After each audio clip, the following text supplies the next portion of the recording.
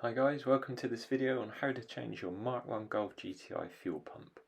I'm doing a slower version because a couple of people said they'd like to see it in more detail. So here's the new pump, and here's the important as well 90-degree hose that goes from your tank to your pump. You'll definitely want one of those because you're going to spill fuel everywhere no matter how hard you try. So the vehicle's up, and you can see here's our old pump in its cradle. And you can see that we're going to have to undo this Jubilee clip and a couple of screws, nothing too much. I've put a bit of WD on, but one of the main issues you can see here straight away that I saw, I've got a badly kinked feed hose. So you can see that's going to be stopping the fuel getting into the pump as well as the pump being old. So I'm going to clamp that down before we pull the pump off because we don't want fuel everywhere. I have jacked up the vehicle and tried to empty as much fuel as I can, but there's still going to be some in there. Because it's an old hose, I don't mind ruining it with the grips. And even when you do all this, you're still going to make a mess, so the catch can's underneath. We're going to undo the bolts, the nuts, holding on the cradle. There's just 2 or 3 of these. They might be stiff, obviously, being an older vehicle. And you can see it's starting to drop down now. So you've actually got a metal cradle. Inside is a foam housing which has a hole in the middle to hold the pump, and you'll see that later. So there's basically 3 components. So even though we've tried to be careful, we're still going to get fuel everywhere. That's not that much fuel, but you definitely want a catch can. So this is now removing the banjo bolt which holds on the braided fuel line. So that's basically the output from the pump. That's going to be pushing the fuel out there through the braided hose to the front of the car to your K-jet system or whatever you've got. Then you can see we just need to undo the 2 wires. There's just a very simple positive and earth.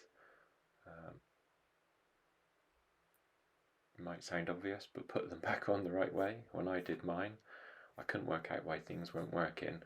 I put them on the wrong way, which meant the pump ran in reverse.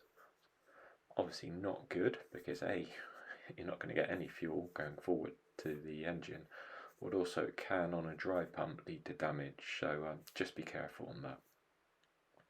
We're just putting the nuts back on so we don't lose them, and we need to just carefully remove the braided hose from inside the cradle bracket, like that.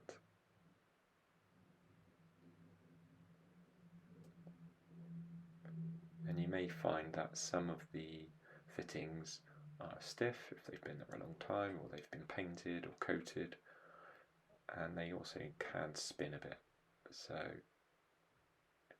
use appropriate force.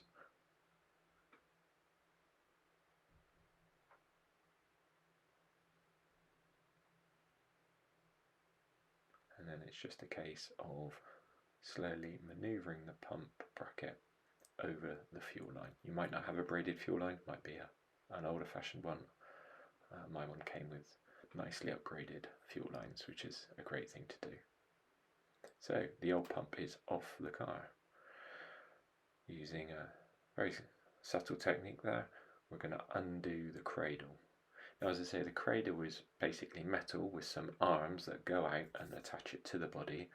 There's also small rubber vibration absorbing pieces that go onto the bolts which attach it to the body. Once you take it apart, you'll come across the foam pump housing. Here you can see it. Now mine's pretty old, it's pretty crusty.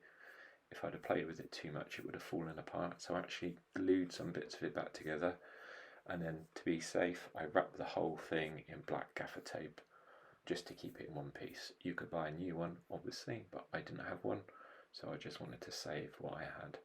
I also, while I was here, took the time just to respray the cradle, just so it looks nice underneath and stops it rusting anymore.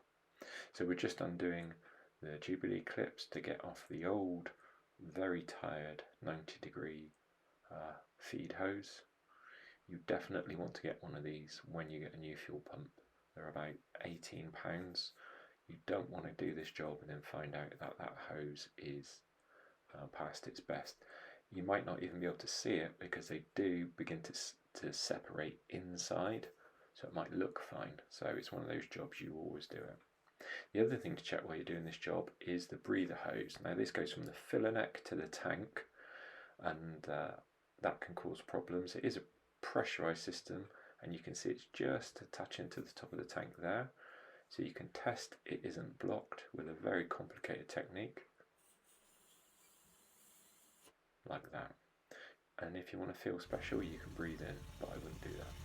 So here's our old noisy pump buzzing away. And here's our new pump, much quieter. And you can actually hear the exhaust a bit more now over the buzzing of the pump. So there you go, that's how to do it. Hopefully it's of help. I couldn't find a video myself how to do it, so I thought I'd record one. If you enjoyed it, you can like or subscribe. Thanks.